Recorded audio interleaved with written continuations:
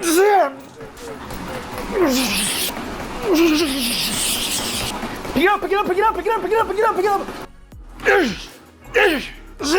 what's up? I'm gonna give you the exact workout that I do at home with my TechnoGym SkillRun Unity 7000 treadmill to increase my speed and explosive power. Let's get it. So the TechnoGym SkillRun Unity 7000 treadmill is an incredible, versatile piece of training equipment. And it's very hard to find a lot of training programs online. So I wanna take you through exactly what I do with my athletes on a full speed training day. Now, first I'm gonna be doing my 5 speed warm-up drills just to work on technique, but more importantly, just to get the body prep, primed, and ready to go. Then we're gonna jump on the treadmill and we're gonna go through acceleration speed drills, and then we're gonna do some explosive sled sprints. And then finally, I'm gonna finish by doing some upright towing or resisted sprints. So I'm gonna get right into it. The first drill that I like to do is just gonna be A skips. Now, I'm gonna be doing these on the spot. You could also do these traveling for 20 meters. So I'm gonna go 20 seconds per drill. Again, work on timing, rhythm, coordination, staying bouncy on the balls of our feet. So 20 seconds, I'm thinking about toe up, knee up, good arm action, and this is gonna set you up to be more efficient and more fluid, more dynamic, and most importantly, more powerful and explosive on the treadmill sprints. So now I feel pretty good on the balls of my feet. The next drill is gonna be very similar, but it's gonna be a double bounce hip switch. Now I'm gonna start with one knee up. I'm gonna bounce twice on the stance leg, 1, 2, and then I'm going to switch. 1, 2, 1, 2, 1, 2, 1, 2. And what I'm thinking about here is once my foot hits the ground, I want to be quick and reactive with those bounces. I want to pull the hip up and then I want to drive it right back down. 2, 1, good. The next drill that I like to do is a 1, 2, 3 switch. Now this is working on a lot of body control, especially in the core and in the hips, because I want to start from swaying from side to side once my body becomes what I call a statue, nice and still. So if you see me here, I'm gonna go 1, 2, 3, hold. 1, 2, 3, 1, 2, 3. The most important part of this is that I keep my knees the same height throughout the switches. Good arm action, staying nice and long and not dropping the hips. Now the faster my arms go, I want that to help pick my legs up. Wow. Take a deep breath in. We have 2 drills next. Now, I want to take my double bounce switches and my 1, 2, 3s and combine them together. So look like this. I'll do a 1, 2, 1, 2, 3, 1, 2, 1, 2, 3. So now I'm working on not only coordination, rhythm, timing, and full body synchronization. Again, 1, 2, 1, 2, 3.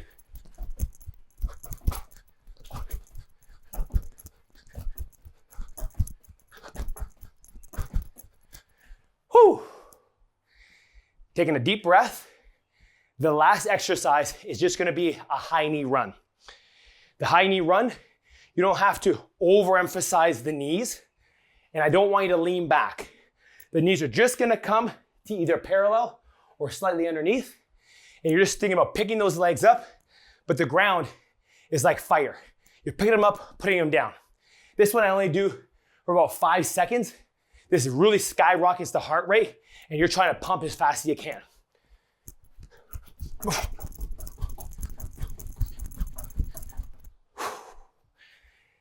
Those are my 5 drills. That gets me prep, prime, ready to go. Now we're gonna head off on the treadmill to do our training.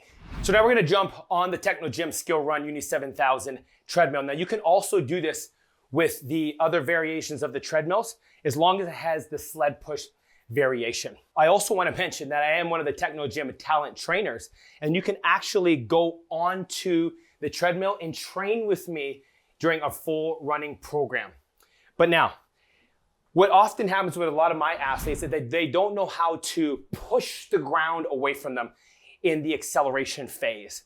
So most often is athletes don't know how to push back and down and really drive and attack the ground underneath their center of mass. So this is a great opportunity for them to consciously understand, how do I push the ground away from me so then I could drive out at a specific shin angle and get stronger at that angle.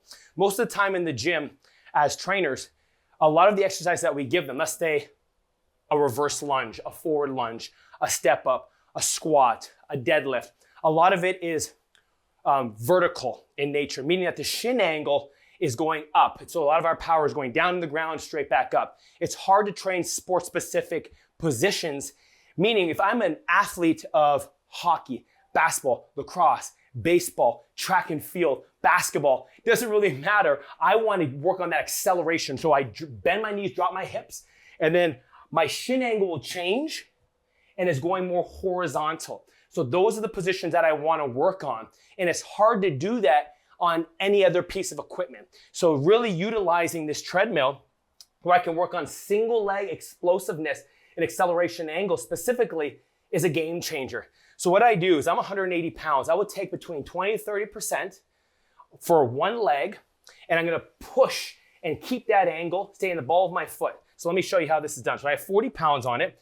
I'm gonna put one hand on the outside of the handles and then the other side on the other on. I'm going to line up my inside leg that's on the treadmill. I'm gonna put just beside my heel. Now it's underneath my center of mass under my hip. I take a deep breath in, and I'm gonna push, and I'm gonna drive it back behind me. So I'm here, and I'm gonna push, drive, and finish through the balls of my feet. I let the treadmill come to a complete stop. I reset myself. I take a deep breath in, hold nice and tight, exhale, and explode out. Now look at the finish here. You're gonna notice from my ear, my shoulder, my hip, all the way through full extension down to my toe, there's a perfect straight line. Have you ever seen a sprinter come out of the blocks or an athlete accelerate? You're going to see that long extension in the backside and nice hip flexion in the front side. Those are the speed mechanics that we're working on here.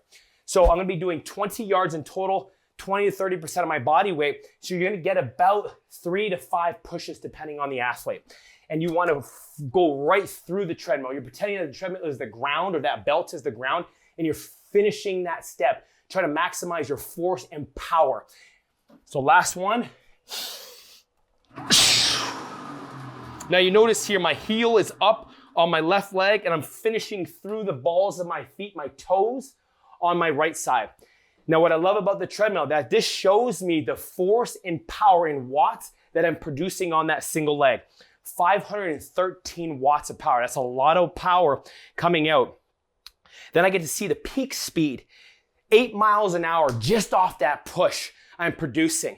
And I'm a fast guy, so that's really good. I know in those first few steps, I'm getting up to top speed quickly, and that's what you want. You be able to produce as much force and power quickly in those first 3 to 5 steps to gain momentum and power to get up to your top speed, your high velocity. And then it's gonna show me my left and right imbalance, but for now, I'm only doing one leg, so that's not gonna be necessary for this.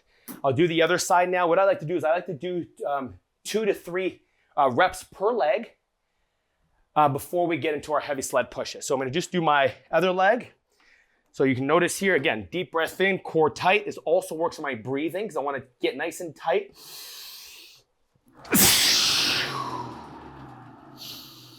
And what I also love about it, if I have an athlete that maybe has some left and right imbalances, this is also gonna strengthen those sides, or I'm gonna see, are they equal? So maybe have a return to play athlete. You're working on that rehab. Maybe they had a right ACL injury. Well, I know that the left leg is nice and strong. Let's get that single leg back in that same sport-specific position and get that back up to play.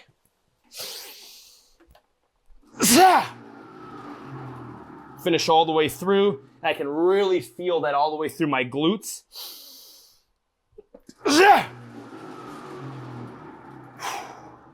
Wow. This is one of the best glute activation drills that you can do. So now I'm gonna look at both sides, 526 watts. So close to the exact same, maybe like 0.08 less. So barely even a percent off on that side. And I got to 8.4 miles per hour. So feeling really, really good. Very, very strong today in my pushes and my drives. And you'll notice the more an athlete can connect that push and that drive and that finish, once they get that, now I want to think about pushing, driving, and attacking back, and then recovering very, very quickly with that leg back to where it started. So I'm going to show you how that's going to look. So once my athlete learns how to push, which would be the first step to my training program with my athletes and building that strength and power moving back, then I want to recover quick. Now, when we think about the recovery, not only do I push, but I don't want to bring my heel to my bum. What I'm thinking of is I want to drive and punch that knee back forward, because when you notice when an athlete goes to accelerate and sprint, they'll bring their knee and their heel in line with their other knee, and then they'll chop and drive and attack back down behind them. So that's what I'm trying to simulate here. So you're going to notice that quick recovery.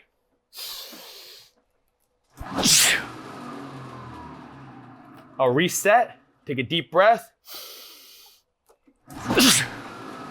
You notice how quick and fast I recover that leg. It shoots out, it finishes, and then it recovers quickly.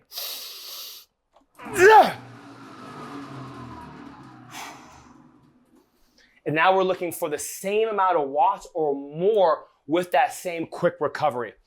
Even better than my last one. 8.6 miles an hour of speed. And my first one was 513 watts.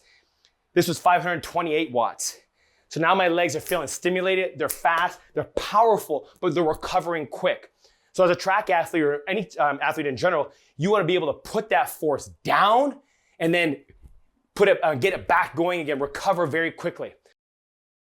All right, so after I do the single leg sled pushes, I go to bilateral or 2-foot sled pushes. Now these are going to be really, really heavy because I want to excite the nervous system and just get those muscles primed and activated for my sled sprints, which is going to be coming afterwards.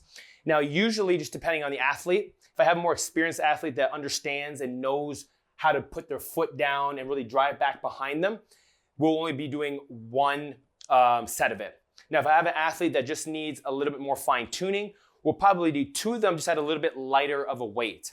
Now, I like to do body weight plus an extra like 50 to 60 pounds on top of that. So think about it as like 1.3 to 1.5 times the body weight. And it all depends on the athlete. If they're having a hard time learning how to push it, then we might have to take a little bit less so then they can get into those angles. And I'll talk about that in just a quick second here. So this also is now going to set us up more biomechanically to really push and drive and attack underneath us and learn how to use it all from the hips. That's why we've taken away the arms, so they have to be stronger through their core and their midsection and then their hips, and obviously really learn how to drive and attack through the quads, because it's a very big quad burner, and calves and feet. Again, to really feel how strong your feet are. So one thing I want to be talk about first is just the setup. A lot of athletes, you want to teach them how to push with both feet, right? We don't want to pick up the front foot, because then we'd be putting too much pressure on the back leg. And if you do that, you'll notice that athletes will drive their heel down, putting extensive pressure throughout the calf and Achilles, and you don't want to overstretch that particular area. So what I always tell them is learn how to just push, but without driving your hips forward like this, because this is going to put you not in a great position to produce the power and obviously put way too much stress in that low lumbar spine. So what I'm thinking about is I'm loading up my hips, pushing my hips back. We're going to push and lean into that front leg, and I'm really going to drive into the handlebars. Now, I like the low handlebars because then I just feel a little bit more secure and sound in my upper body here. The further away it is, I find that you can get out of position in your core, in your midsection, if it's not that strong or if it's a beginner athlete.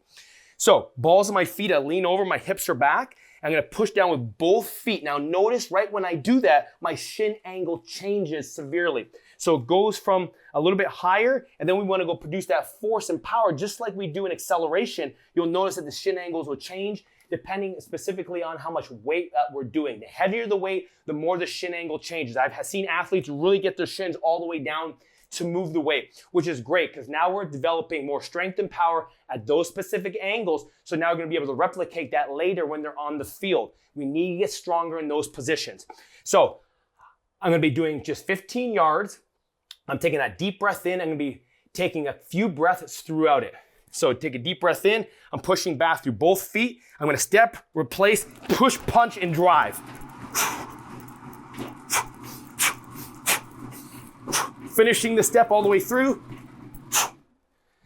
And right there, 1,243 watts of power. Now I'm going to stand up when I finish. Take deep breaths. 3 of them. And this might look a little funny, but if you have a beginner athlete or even an athlete that's very mature and they put out that type of wattage, instantly you get lightheaded. You get a rush of just fatigue. It hits you and it hits you fast. But you want to make sure that they are safe. So sit them down, relax. 1,200 watts is a lot of watts and power to be producing. Again, a lot of power from the quads. I'm thinking about getting that full extension like we did with that back leg, finishing through the toes, recovering quickly, getting that nice front side mechanics, and then pushing right back down underneath my center of mass, my hips. I'm doing this repetitively. I'm not trying to run. I'm trying to walk so that I can get that pattern down neurologically so I know where my foot needs to be and I can replicate that over and over and over. So when we do the sprints, we want to see the same mechanics in the same form, but at a faster speed. Give this a shot. Again, 1 to 2 reps. We don't want to fatigue them. We just want to enhance or facilitate those muscles to really work. Now they're going to feel like they're flying explosively when they do their sprints. Okay, so I'm going to go to the performance. Now we did the sled push to start, and that's just resistance is at a high speed at the start, and then it decreases to a constant rate as you pick up speed. So it reproduces the feeling of pushing a sled on the grass. So I like to do that particular one when we're doing some of our technical work. And then I do the run against resistance for all of our actual speed work. Now the difference between the sled and the running against resistance is set up to a particular wattage. So I'm going to use one of the wattages here, and it stays consistent throughout the duration of the run. What's really cool about this is they actually have different tests that you can do on here. So I can actually go to the tests, and I can do a maximal sled test, and that's what I do with all my athletes to look at their percentages based on their body weight, and then it gives me a 20, a 50, and 80% of how much force and power they can produce at that body weight. And then I can actually use that to create a full program on the treadmill for that specific athlete and their deficiencies. So for me, I've been working on right now about 50% of my power, which you've seen, which was on one leg, on the double leg heavy pushes, which was 1,200 watts. So today I'm actually gonna be doing 600 watts because I know I can do that fairly fast. So I'm gonna do 600 watts. So I'm just using what I do on my heavy sled push walks right now. That's what I've been doing for the last month. So I got 3 reps. I'm going 15 yards. And I'm gonna be taking the full 2-minute break, but I'll also do a little bit more because I'm gonna take around 3 to 5 minutes depending how I feel. So I'm about to start my 3 sprints. Now I'm using the treadmill handles, so this is all leg generated power. I have 600 watts of power that's gonna stay consistent through the entire duration of the 15 yards that I have it. Now the goal is to try to get to whatever top speed I can, as fast as I can. I'm taking a deep breath in.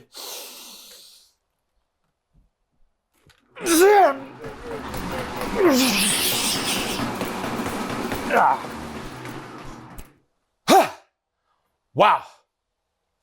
So I got up to 12.7 miles per hour.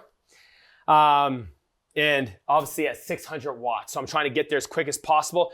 And I got to that 12.7 miles at 6.4 yards. So that's very good, very fast, very powerful. And that's what I'm trying to produce. And I'm trying to obviously produce that longer or even get to 13 miles an hour, maybe a little bit later in the run, or I could also get that earlier within that miles, or they get that miles per hour earlier within the yards. Whew. I'm gonna take a deep breath.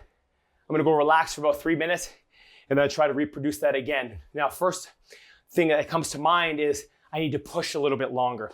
I kind of got up and started to run a little bit quicker. And I always tell my athletes, patience. We want to be powerful and quick, but we want to stay driving and pushing. So one thing I'm going to think about next is the drills that we just did. Push, push, push, push, push. That would be in my mind. I want to push to create momentum, to create power, to gain speed later. Second set, I took 6 minutes because you gotta rest. Number one thing that you wanna do during speed training is rest. And like I mentioned, I wanna push, push, drive and attack. Be patient on these. Here we go.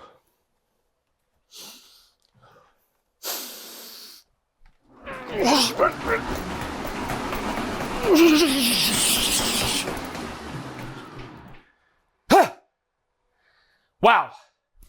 There you have it right there, 13.2. I could feel myself building the speed. I was very powerful, but I was attacking with intent, with force and power with each step. So from 12.7 to 13.2, that is huge. I increased that throughout. So the 12.7, my legs died out at 6.4 yards.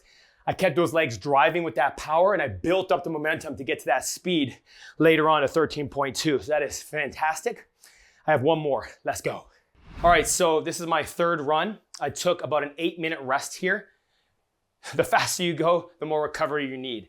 I feel really, really good. The one thing I really have to focus now on is that push, push, push.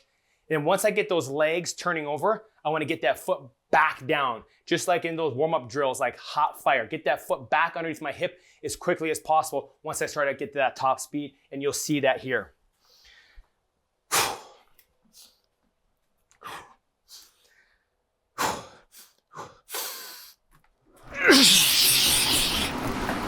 Pick it up, pick it up, pick it up, pick it up, pick it up, pick it up, pick it up. Huh. Wow. Let's go, baby. So I hit the 13.2 again. So I was consistent on the drive, picking up those feet, trying to be very fast and reactive off the belt.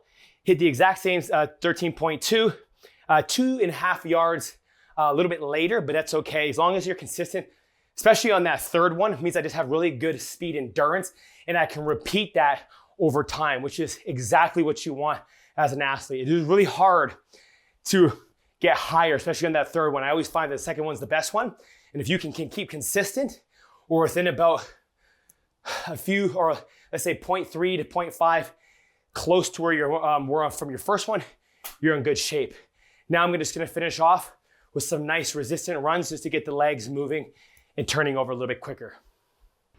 All right, so now I'm gonna be doing more upright sprinting.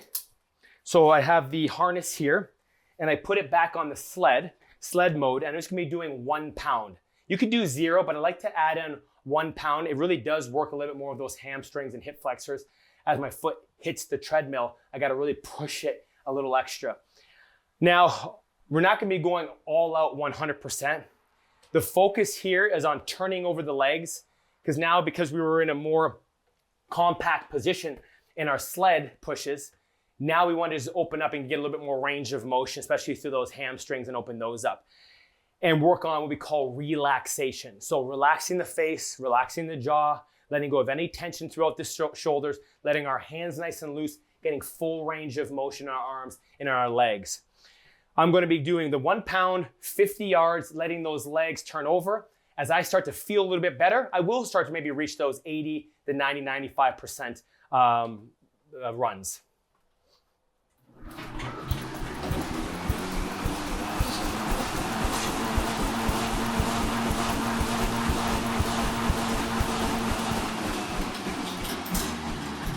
Now, the one thing I always tell my athletes is slow down on the treadmill. A lot of athletes want to go fast and then jump off.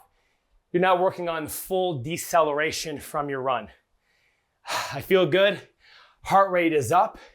604 watts of peak power. I'm not looking for anything specific, maybe more at the beginning when I'm pushing and coming out of it. But because now we're in more top flight or high velocity speed mechanics, the foot's gonna hit down a little bit quicker. So you're not gonna be looking for that real hard push accelerating. Now that was 15.7 miles an hour. That's pretty fast. Usually I can get up to, if I'm really working hard, I feel really warm, get up to about 17 miles an hour, which is fast on here. Some of my fastest athletes ever, 17.5 to 18 miles an hour, and that is explosive. Set number 2 of my sprints. Again, I wanna think about pushing again, pushing and attacking. Once my legs start to really feel that full range of motion, I start to come up, that's when I wanna get that turnover again and really start to relax and let my body just flow through the motion. Push, push, push.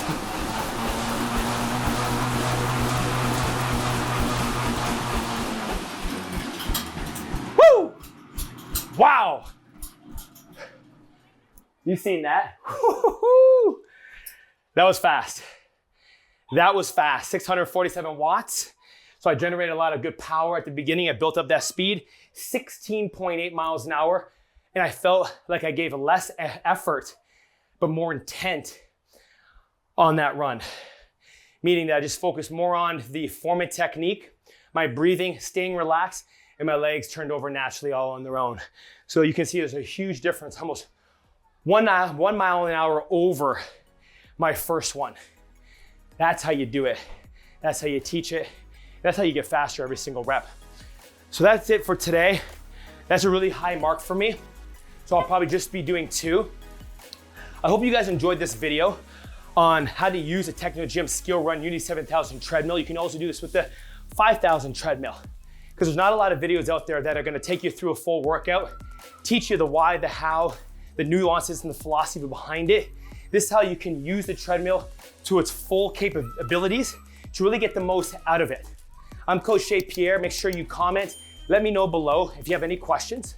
I'd be more than welcome to get back to you and help you further, especially as a TechnoGym supporter and talent trainer. Make sure you go to the TechnoGym app, train with me live anytime on the treadmill, on the TechnoGym bench, through bodyweight circuits. You're absolutely gonna love it.